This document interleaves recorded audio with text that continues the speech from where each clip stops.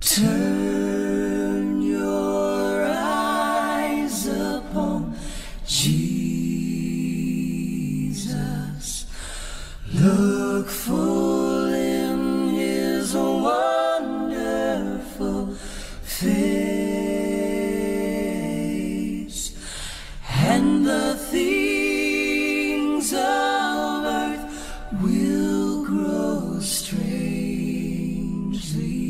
dim in the light of his glory and grace.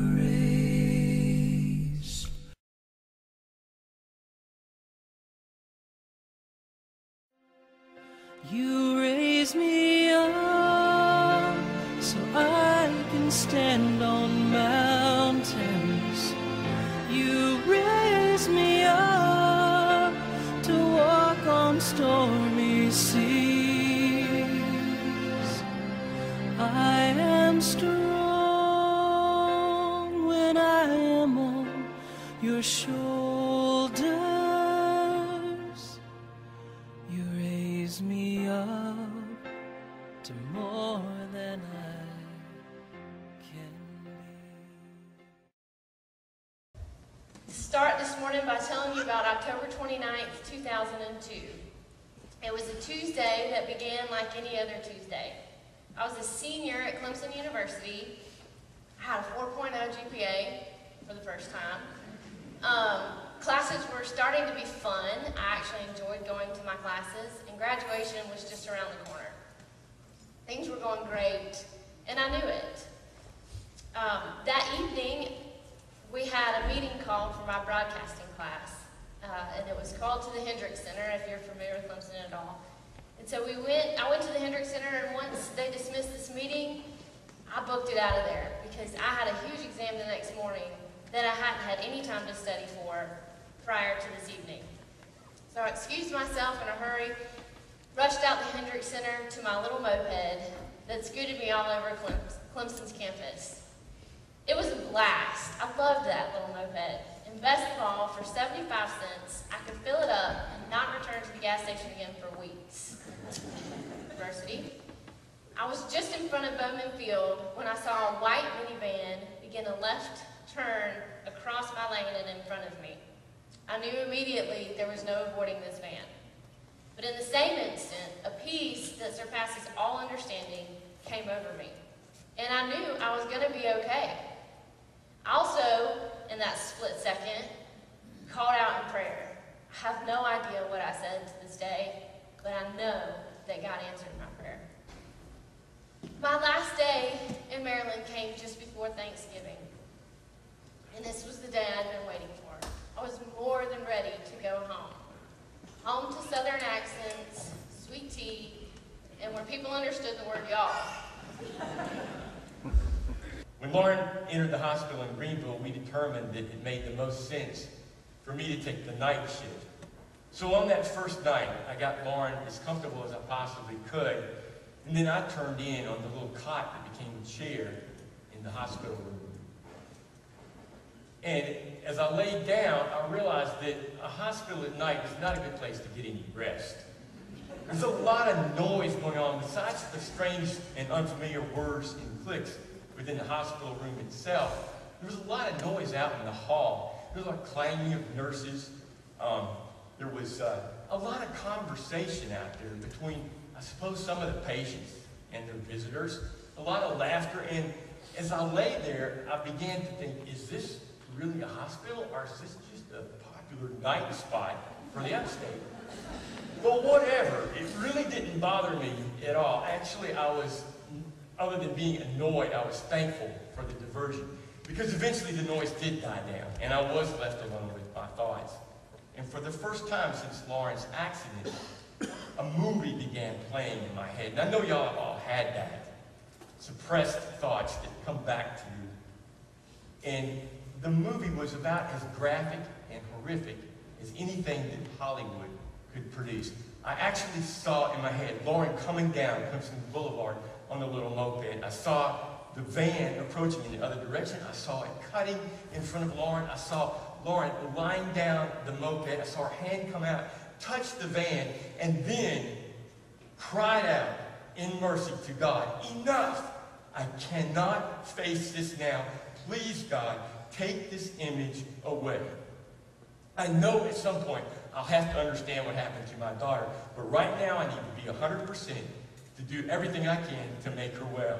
Please grant me your peace that surpasses all understanding. And immediately, instantaneously, it was gone, miraculously. And it was replaced by a memory. The next vision I saw was of myself and my older brother playing in the backyard of the house we grew up in out on Rose Pond Road in Aiken. We were in the backyard playing in the sand pile, which was one of our favorite things to do, when we heard a rustling in the pine straw next to us and looked up and saw a water moccasin coming through the pine straw right at us. Now, we were the highest ground outside the swamp on Reynolds Pond, so we weren't unfamiliar with snakes, and sometimes my older brother Bobby would choose to fight them on his own. But we knew that this was not a snake that two little boys should fight. So we booked it to the back porch, ran in to get our reinforcement, and our reinforcement was Becky. Becky was all of 4 feet tall, and she was what you would call in today's vernacular a nanny. But we didn't know that. All we knew was Becky took care of us, and that she loved us, and we loved her. Well, we run in the house, Becky, there's a big old snake in the backyard. So Becky comes out, grabs the hole that was always kept at the ready at the back door because of the traffic of snakes through our yard, ran out there, and the snake, I suppose, obviously sensing the commotion and its impending doom, dove into a previously unnoticed crack in the well house behind our house. Well, Becky quickly set up surveillance. She said, "Bobby, you stand here in front of the well house. Michael, you go to the back. We're going to boil that snake out of there." Becky ran into the kitchen, and a few minutes later she comes back with a kettle, steam pouring out of the spout, even in the withering afternoon heat. She runs to the hole that the snake had gone down, poured that boiling water in it, and seconds later, to my utter horror, on my side of the well house, out comes the snake, rocketing out, mouth wide open, white as cotton, and I shrieked, "Here it comes!" And finally, curiosity overcame me, and I said, "Becky, who are you talking to?" And she said, "I'm talking to Jesus, child." And I said, "You are?" And she said, "Yes." And I said, "Well, does he answer you?" And she said, "Oh, yes. Sometimes he answers right away, and sometimes he don't answer for a while, but he always answers." So how then, with that explanation, could I pray for the healing of my child if it meant it came at the cost of the death of someone else's? I just laid a lot on y'all. So however you reconcile this in your own minds, it's okay. I understand that. I told Corrine as soon as I could on that day, and I told no one else of this for years. But we are living in unprecedented times. And we even talked about that in the 902 service somewhat. Times when the loudest voices would have us believe that what's always been right is now somehow wrong. And what's always been good is now somehow evil.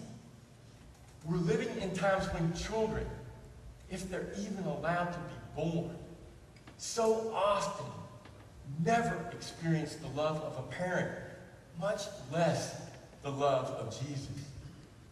My point is, there's a lot going on in the world today that would have been unspeakable, unthinkable, even a few years ago.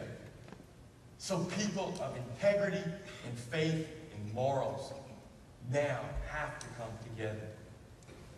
What I am is a very ordinary guy who has finally formed a deeply personal relationship with Jesus Christ. And that's where my strength and courage comes from. For a long time, I couldn't understand why this happened to me. As I said, I spoke of it to no one except Corrine, and then only rarely. Several years later, though, as I was writing The Lame Will Leap, I was just overwhelmed with it. And one day, Corinne and I found ourselves at Hunting Island, which is one of our favorite places on earth, and we were on the beach. And knowing that that chapter was approaching, I turned to Corinne and I said, again, why me? And I want to tell you how honored Lauren and I are to have been asked to come here today and share our story with you. Thank you so much, and God bless you.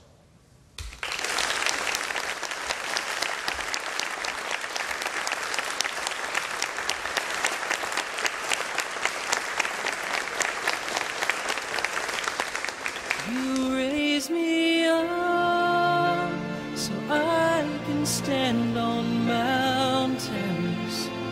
You raise me up to walk on stormy seas.